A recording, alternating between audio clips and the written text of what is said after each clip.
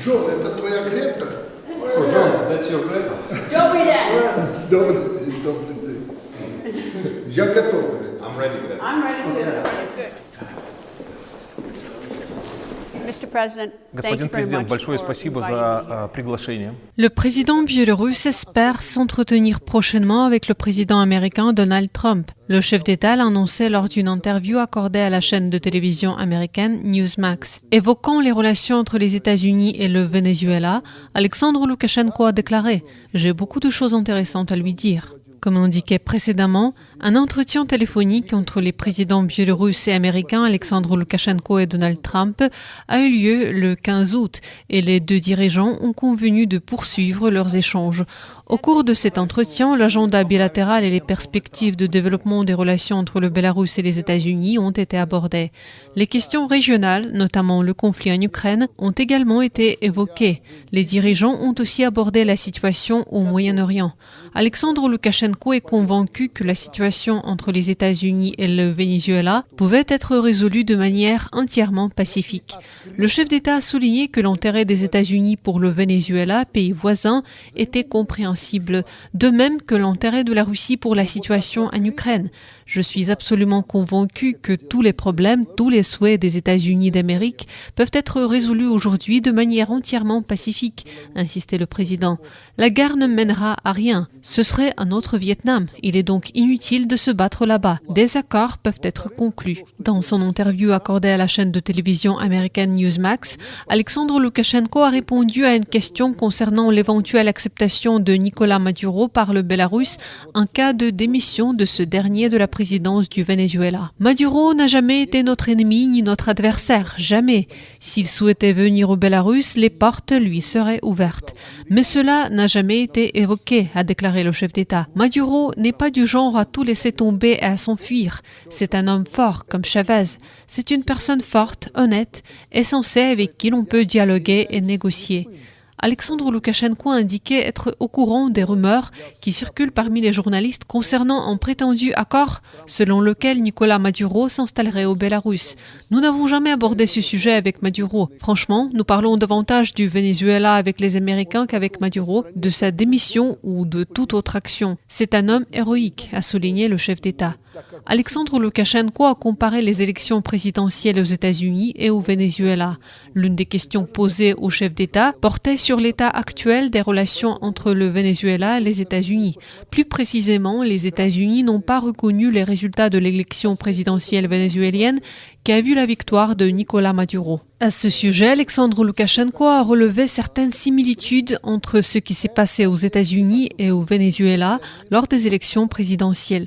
C'est comme en Amérique, un partage égal des voix avec un léger avantage pour Maduro. Si vous voulez unir tous les Vénézuéliens autour de Maduro, les Américains ne le souhaitent pas et Trump probablement pas non plus, alors vous déclencherez une guerre contre le Venezuela. C'est absolument inacceptable, a affirmé le chef d'État. Le président a fait remarquer qu'il ne voyait aucun problème particulier à ce que les États-Unis ne reconnaissent pas les résultats électoraux d'un pays donné. Les États-Unis n'ont pas seulement refusé de reconnaître les élections au Venezuela. Sous la présidence de Joe Biden, les États-Unis n'ont reconnu aucune élection, a remarqué le dirigeant biélorusse. Le Venezuela n'a pas organisé ces élections pour les Américains. Les Vénézuéliens ont organisé des élections pour leur peuple, pour eux-mêmes, et les résultats sont connus. Il n'y a pas d'autres résultats. Comptiez-vous les votes sur place au lieu de la commission électorale centrale? Non, a poursuivi Alexandre Loukachenko. À cet égard, il a rappelé la campagne présidentielle américaine de 2020. Donald Trump et Joe Biden étaient tous deux candidats à la présidence et l'élection a été entachée de nombreux scandales et irrégularités, y compris lors du dépouillement des votes. Ce n'est pas aux Américains de compter les votes au Venezuela. Vous vous souvenez quand Trump, comme on dit, a été abandonné, renversé lors des dernières élections. On a trouvé des bulletins de vote sous vos clôtures. Vous avez voté par correspondance, a rappelé Alexandre Loukachenko. Vos élections ont été falsifiées à 100% quand Biden a gagné et que vous avez chassé Trump du pouvoir. N'était-ce pas le cas? Et aujourd'hui, avec tout ce bagage préélectoral, les Américains n'ont pas reconnu les élections au Venezuela, au Bélarus ni ailleurs. Eh bien, soit. Pour résoudre les problèmes mondiaux, y compris le trafic de drogue, nous avons besoin d'une action concertée et réfléchie de différents pays, et non d'une action militaire, est convaincu Alexandre Loukachenko. Lors d'une discussion sur les difficultés actuelles dans les relations entre les États-Unis et le Venezuela, les questions du trafic de drogue et du trafic de drogue en provenance des pays d'Amérique latine vers les États-Unis a été abordée. Le chef d'État a souligné qu'outre le trafic de drogue, d'autres problèmes mondiaux persistent, dont la traite des êtres humains, la prostitution et le trafic d'armes. Ce sont les réalités de notre époque. Il faut les combattre, mais on ne vend pas la drogue avec des missiles, a insisté le dirigeant biélorusse. Alexandre Loukachenko soutient les États-Unis et le président Donald Trump dans leur détermination à lutter contre l'immigration clandestine et le trafic de drogue. Trump a fait un excellent travail en soulevant cette question, estime le président biélorusse. Il a toutefois également souligné le caractère inédit de ces problèmes et l'impossibilité d'obtenir un résultat durable à long terme uniquement par la force. Nous continuerons à combattre ce fléau. Nos enfants le combattront après nous. C'est un phénomène nouveau, propre à une nouvelle époque. On ne peut pas le vaincre avec des missiles. Nous devons parvenir à un accord. Nous devons définir des mesures communes pour le combattre, a affirmé le chef d'État. Concernant le trafic de drogue, ce problème concerne le Bélarus, la Russie et l'ensemble de l'Europe. Pour le résoudre, il est nécessaire d'en comprendre les causes et de prendre des mesures réfléchies. Les drogues circulent d'Asie de l'Est vers l'Europe éclairée, ce jardin d'Éden, en passant par la Russie et le Bélarus. Pourquoi y circulent-elles ? Parce qu'elles y sont consommées plus qu'ailleurs, a expliqué le président. La demande est forte, ce qui alimente le trafic. Les drogues de synthèse circulent en sens inverse, en provenance des pays de l'Union européenne. Selon Alexandre Loukachenko, le Bélarus a mis en place une barrière stricte contre le trafic de drogue à sa frontière et mène une lutte sans relâche contre ce fléau sur son territoire. Cependant, il n'a pas été possible d'éradiquer complètement le problème. Une action conjointe de tous les pays européens est indispensable, comme c'était le cas avant la fermeture de la frontière avec le Bélarus et l'imposition de sanctions. Nous avons lutté avec acharnement contre la drogue avec les Européens, Polonais, Lituaniens, Lettons et Ukrainiens. Nous l'avons saisie ici, nous en avons brûlé des tonnes. Il n'y a plus de telles tensions aujourd'hui et je ne les défendrai plus, a déclaré le président. Si on vous passait la corde au cou et qu'on vous pendait, défendriez-vous ceux qui ont décidé de vous exécuter ? Suis-je censé défendre l'Europe dans cette situation ? Pourquoi ? Ils m'étranglent et je suis censé les protéger de la drogue ? Établissant en parallèle avec les situations entre les États-Unis et le Venezuela, Alexandre Loukachenko a souligné qu'il serait préférable pour les deux parties de trouver un compromis. Le trafic de drogue n'est pas un phénomène vénézuélien ou afghan, c'est un phénomène mondial que nous devons combattre, pas avec des missiles. Nous devons peut-être envisager de nouvelles méthodes. Nous devons réfléchir au lieu de faire la guerre, a déclaré le chef d'État. Répondant à la question de la journaliste, le président a exprimé des doutes quant à l'objectivité des données américaines sur le volume du trafic de drogue en provenance du Venezuela. Il a également nié toute implication de Nicolás Maduro dans ses activités. Vous n'avez pas ces faits et moi non plus. Je ne le crois pas. Le président biélorusse est convaincu que le conflit en Ukraine, tout comme les autres, prendra fin pacifiquement, tôt ou tard. Mais il est important que cela se fasse au plus vite afin d'éviter de nouvelles pertes de vies humaines. Le chef d'État l'a déclaré lors d'une interview accordée à la chaîne de télévision américaine Newsmax. Alexandre Loukachenko a fait remarquer que si le processus de paix dépendait uniquement du président américain Donald Trump, la guerre serait terminée depuis longtemps compte tenu de sa politique actuelle. Mais il s'agit d'un processus complexe. Deux autres parties sont impliquées dans ce conflit, la Russie et l'Ukraine, et le Bélarus aussi. Nous sommes limitrophes et nous sommes, nous aussi, concernés par le déroulement des événements et leur issue. Trump à lui seul ne résoudra pas ce problème. Le chef d'État a raconté que lors d'une conversation téléphonique avec Donald Trump avant sa rencontre avec le président russe en Alaska en août dernier, il l'avait averti de se préparer à un travail difficile car ce problème ne serait pas facile à résoudre. Je lui ai alors conseillé de tout mettre en œuvre pour parvenir à un accord avec la Russie afin de mettre fin à la guerre. Alexandre Loukachenko estime que les négociations sur les modalités de la paix pourraient prendre des mois, voire des années. Mais le plus important est de cesser les combats sur le front et de stopper toute escalade vers la guerre. Le président a cité l'exemple d'un traité de paix qui n'a pas encore été conclu entre la Russie et anciennement l'URSS et le Japon, mais qui n'empêche pas ces pays de coopérer depuis des décennies. Par conséquent, le plus important aujourd'hui est de mettre fin au carnage, d'empêcher les morts. Si personne ne meurt, alors contentez-vous de négocier ce que vous voulez sur le plan territorial ou autre. Le chef d'État biélorusse, quant à lui, estime qu'il est crucial de geler ce conflit du début à la fin, de stopper les combats afin que la Russie ne craigne pas que ce laps de temps ne soit utilisé pour réarmer l'Ukraine. Nous devons nous assurer que personne ne s'inquiète de notre décision de mettre fin au conflit, alors que la Russie est en train de gagner, c'est vrai. Nous devons tout faire pour empêcher l'Ukraine de se réarmer pendant cette période, pour empêcher les Américains de lui fournir des armes aux côtés des Européens. Dans ce contexte, il a rappelé l'hypocrisie des responsables politiques européens lors des accords de paix sur l'Ukraine à Minsk en 2015. Si les Européens n'avaient pas adopté cette position insensée à l'époque, ils voulaient donner aux Ukrainiens, comme l'a déclaré plus tard l'ancienne chancelière allemande Angela Merkel, le temps de se réarmer et de riposter contre la Russie. En réalité, ils n'étaient pas venus négocier la paix, mais une future guerre. Un accord a été signé. Les médiateurs, pour ainsi dire, étaient les Européens, l'Allemagne et la France. Quel en a été le résultat? Rien. J'avais suggéré à l'époque que les Américains soient associés à cette initiative. Sans l'Amérique, il n'y aurait pas eu de paix. Si les accords conclus à Minsk avaient été appliqués, il n'y aurait pas eu de guerre. Alexandre Loukachenko est convaincu que si Donald Trump avait été président des États-Unis à l'époque et avait mené sa politique actuelle, il ne serait pas resté les bras croisés et la guerre aurait probablement été évitée. Évoquant la possibilité pour les parties en conflit de parvenir à la paix dans le contexte actuel, Alexandre Loukachenko a suggéré que l'évolution de la situation les y inciterait. Il n'a pas exclu, par exemple, qu'une escalade puisse entraîner une mobilisation en Russie. Est-ce que ce sera bon pour la Russie? Non. Les Russes aiment-ils la guerre? Bien sûr que non. Poutine me le dit souvent. Nous nous battons les uns contre les autres, contre notre peuple. Il y a un aspect psychologique à prendre en compte et bien d'autres facteurs, a dit Alexandre Loukachenko. Zelensky devrait comprendre, et il le comprend, qu'une poursuite et une escalade du conflit pourraient mener à la disparition de l'Ukraine, a ajouté le président. Tous ces facteurs, sans compter les pressions exercées par Trump sur l'un puis sur l'autre, les pressions extérieures, s'ils ne parviennent pas à un accord maintenant, ces pressions vont s'intensifier encore. Voilà ce qui pèse sur les deux présidents. Et ils comprennent qu'ils doivent s'arrêter, qu'ils doivent trouver un accord. Selon le président, certaines garanties sont nécessaires lors des négociations afin d'assurer une paix durable. La Russie veut des garanties permanentes, je le sais. La Russie souhaite conclure un traité de paix qui garantisse l'absence de toute nouvelle guerre. L'Ukraine y est également intéressée. Trump est prêt à se porter garant. Nous avons tout ce qu'il faut.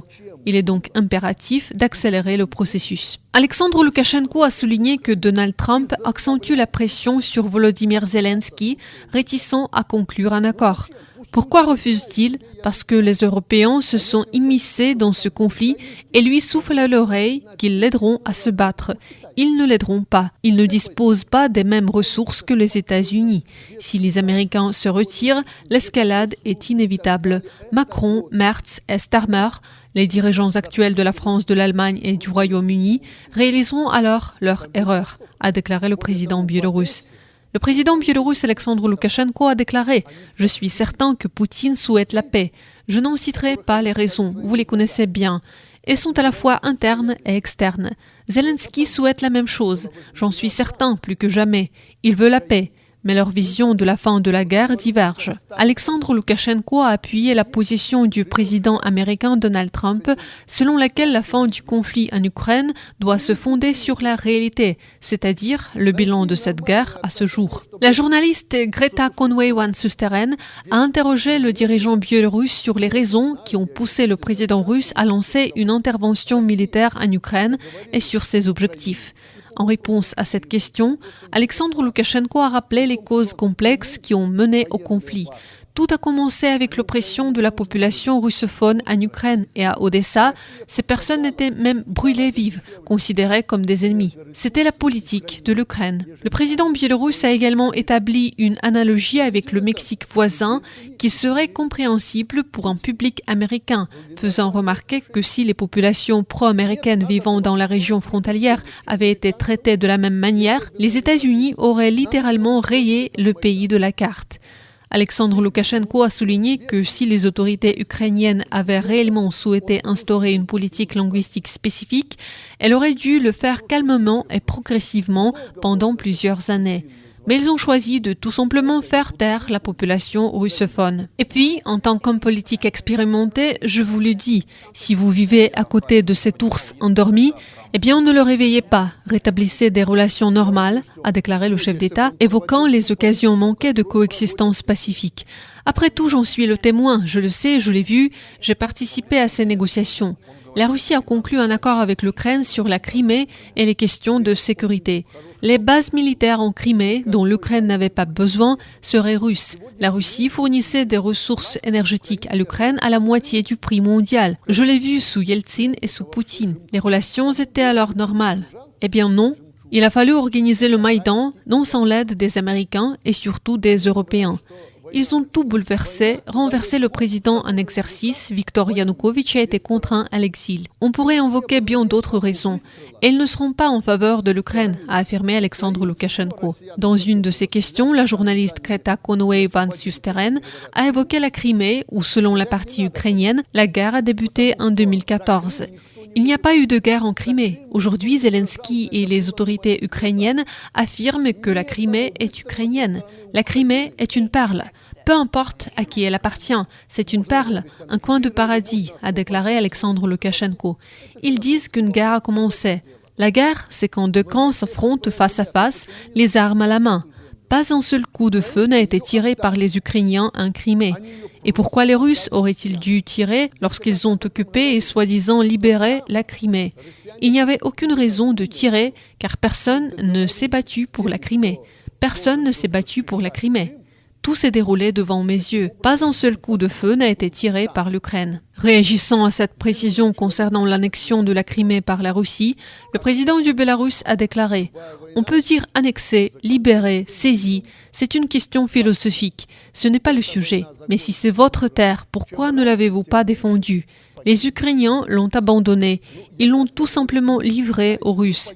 J'ai dit un jour que les Russes avaient agi avec sagesse. Ils ont conclu un accord avec ceux qui étaient censés défendre la Crimée et ainsi la Crimée a été de facto livrée aux petits hommes verts, comme vous les appeliez à l'époque. La poursuite de la guerre en Ukraine entraînera un conflit mondial, estime le président biélorusse. Le plus dangereux, si le conflit continue et que cette escalade se poursuit, cela risque de se terminer mal pour l'Europe et pour le monde. Ce conflit-ci se transformera certainement en une sorte de conflit mondial. Il faut donc l'étendre quand c'est encore possible. Aujourd'hui, plus que jamais, une telle opportunité existe, car les Américains sont sérieusement impliqués dans cette question, a dit Alexandre Loukachenko. C'est votre question de politique étrangère la plus importante. Taïwan ou autres conflits et problèmes dans le monde ne peuvent pas éclipser cette question, parce que, je le répète, la poursuite du conflit conduira à un conflit mondial, avec l'utilisation de toutes les armes dont disposent les pays. Il faut contenir la situation. Selon le président, la poursuite du conflit n'augure rien de bon pour l'Ukraine.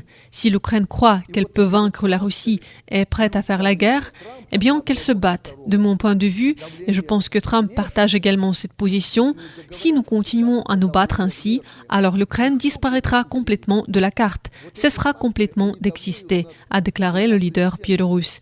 Le président actuel de la Maison-Blanche, Donald Trump, pourrait bien entrer dans l'histoire comme le président américain le plus pacifique, a déclaré le président biélorusse Alexandre Loukachenko lors d'une interview accordée à la chaîne de télévision américaine Newsmax. Le chef d'État biélorusse a souligné que son homologue américain avait accompli un travail considérable en matière de politique étrangère. Peu importe qu'il ait empêché 7 ou 8 guerres ou conflits, c'est son objectif. Et il y parvient en partie. Si le conflit en Ukraine prend fin grâce à Trump, il entrera dans l'histoire. Il n'aura pas besoin d'un prix Nobel. Il restera dans l'histoire comme le président des États-Unis le plus pacifique. On ne peut en dire autant d'aucun autre président depuis Roosevelt, qui a dirigé les États-Unis de 1933 à sa mort en 1945. Alexandre Loukachenko a insisté sur le fait que Donald Trump se distingue à cet égard, notamment par rapport à l'administration américaine qui a tenté d'imposer sa volonté au monde entier par la force, tant sur le plan économique que militaire. Le président biélorusse a soutenu l'ascension de l'actuel président américain Donald Trump, mais il ne s'agit pas d'un soutien aveugle. Le chef d'État a souligné que l'actuel président de la Maison-Blanche avait brillamment mené la campagne électorale américaine. Je l'ai surnommé le bulldozer pendant la campagne. Il a déferlé sur le pays comme un bulldozer et a gagné. Je ne pensais pas qu'il remporterait une victoire aussi éclatante aux États-Unis. Et pourtant, il l'a fait. Il méritait cette victoire. Dieu lui-même a eu pitié de lui.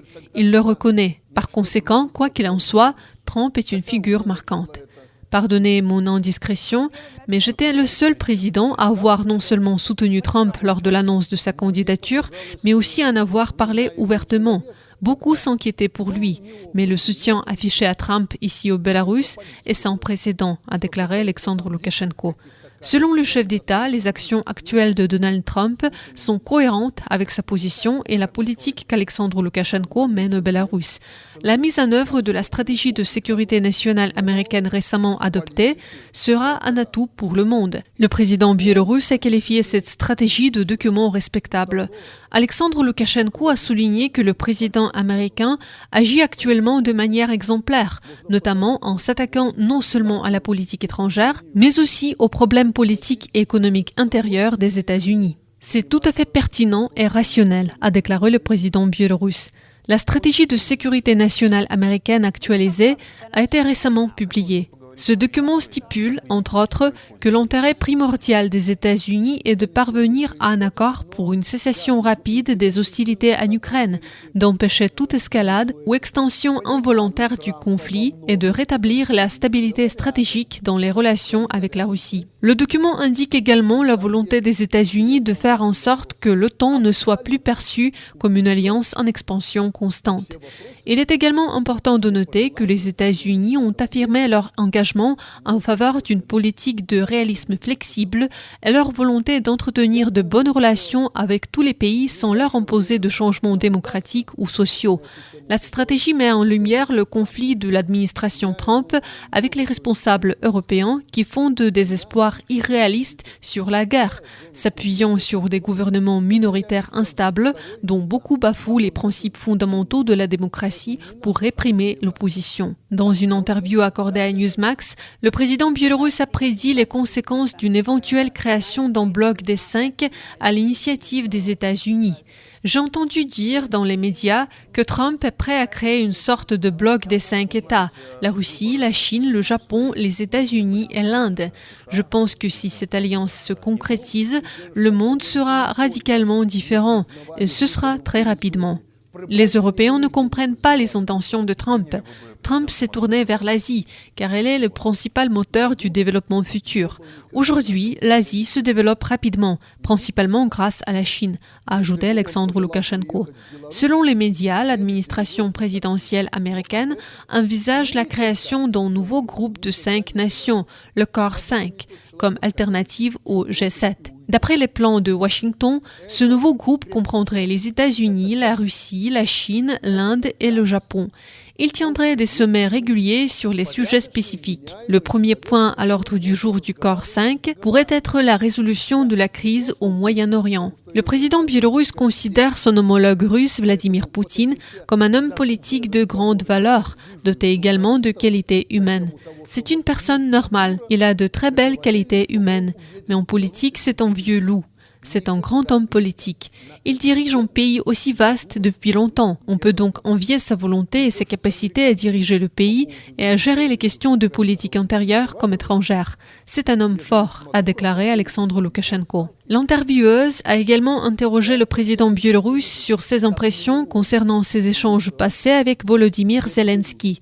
Je le trouvais raisonnable à l'époque, mais inexpérimenté. C'est normal, surtout en matière de politique. Quant à ses qualités personnelles, je ne le connais pas aussi bien que Poutine ou Xi Jinping, a déclaré le dirigeant biélorusse. Alexandre Loukachenko a partagé ses impressions suite à sa rencontre avec le président de la Commission des Affaires étrangères de la Corée du Nord, Kim Jong-un. Les dirigeants du Bélarus et de la Corée du Nord, ainsi que d'autres chefs d'État, ont assisté à un défilé militaire en Chine en septembre dernier. Alexandre Loukachenko a été interrogé sur ses impressions concernant le dirigeant nord-coréen. C'était une impression normale. Trump aussi le considérait comme inconnu. Mais après leur première rencontre, il a eu une bonne impression. Moi aussi, a déclaré le dirigeant biélorusse.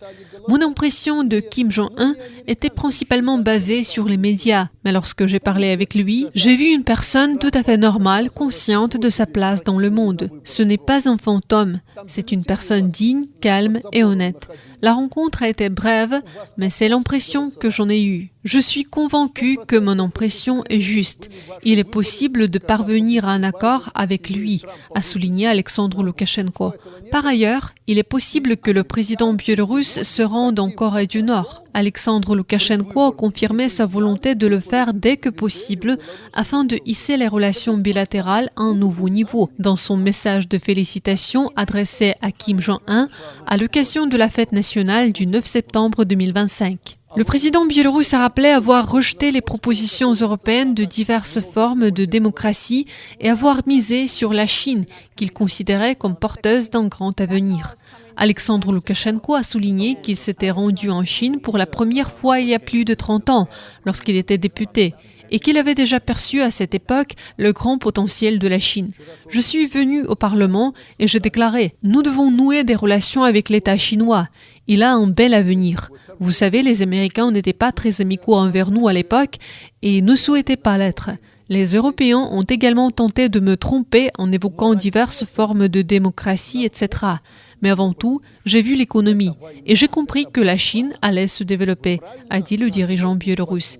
Selon lui, plusieurs décennies plus tard, il est clair que la Chine s'impose comme une puissance majeure, ce qui inquiète même les États-Unis, qui tentent de freiner son développement. Cependant, cela n'est plus possible, affirme le président biélorusse. Vous avez perdu au moins 20 ans à essayer de contenir la Chine. Personne ne peut la contenir aujourd'hui, surtout avec la philosophie chinoise, estime Alexandre Loukachenko. Je connais la Chine depuis 30 ans. Ils font une révolution chaque année. J'y vais chaque année et je ne reconnais plus la Chine. Ils sont si efficaces qu'on ne peut même pas l'imaginer, a ajouté le chef d'État. Décrivant le président chinois Xi Jinping, Alexandre Loukachenko a souligné qu'il était un homme intelligent, méticuleux et d'un calme imperturbable, à l'image de tous les Chinois. C'est leur trait, ils ne sont jamais pressés. Ce sont des gens intelligents, issus d'une civilisation ancienne, qui comprennent que tôt ou tard, tout problème doit être résolu. Il estime qu'il est inutile de précipiter les choses si l'on ne veut pas rencontrer des difficultés. Ils font leur travail discrètement et sereinement, a déclaré le président. Le président biélorusse a proposé aux États-Unis de négocier avec pragmatisme. Selon Alexandre Loukachenko, lors de ses entretiens avec l'envoyé spécial américain pour le Bélarus, John Cole, il a formulé des propositions pragmatiques conformes aux intérêts américains. J'ai dit à vos collègues venus ici, il faut être capable d'admettre sa défaite. Si un pays aussi grand que les États-Unis a orchestré une attaque contre nous en 2020 et a perdu, il faut l'accepter. Inutile d'en parler sans cesse. Il faut l'accepter. Asseyons-nous calmement et passons à autre chose, a dit le président. Nous devons négocier. Nous devons cesser de nous quereller, surtout entre nos partisans. Pourquoi entretenons-nous de mauvaises relations avec les Américains? Qu'avons-nous fait pour nuire aux États-Unis d'Amérique? Rien du tout. Alors pourquoi nous regardez-vous de travers? A lancé le dirigeant biélorusse de manière rhétorique. Alexandre Loukachenko a souligné l'intérêt du Bélarus à entretenir de bonnes relations avec les États-Unis et s'est dit confiant qu'un dialogue en cours permettrait aux parties de parvenir à un accord sur tous les points. Le chef d'État estime que la génération actuelle des dirigeants ne doit pas léguer aux générations futures des problèmes non résolus dans les relations bilatérales. Je ne veux pas que les problèmes survenus durant mon mandat soient transmis à la génération suivante. Chaque génération doit résoudre ses propres problèmes. Notre génération, celle de Trump, celle de Loukachenko, a des problèmes. Nous devons les résoudre, affirme le président. Par ailleurs, il existe des problématiques communes sur lesquelles le Bélarus et les États-Unis peuvent aider l'un l'autre. Alexandre Loukachenko a cité le Venezuela, un exemple.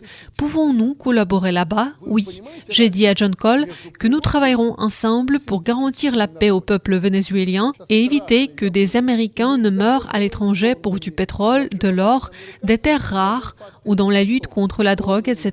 Partout où il est possible de sauver des vies, nous devons le faire, a-t-il déclaré. Évoquant sa vision de l'avenir des relations biélorusso-américaines, le chef d'État a souligné certaines similitudes entre les deux peuples. Après tout, nombreux sont les Américains d'origine européenne. Je suis donc convaincu que nous parviendrons à un accord, peut-être dans une optique pragmatique. Les Américains sont d'un pragmatisme exceptionnel, tout comme nous. C'est pourquoi je pense que si nous définissons les grandes orientations de notre pragmatisme, nous trouverons un terrain d'entente, a ajouté Alexandre Loukachenko. Nous allons parvenir donc à un accord avec les Américains. Nous allons parvenir à un accord.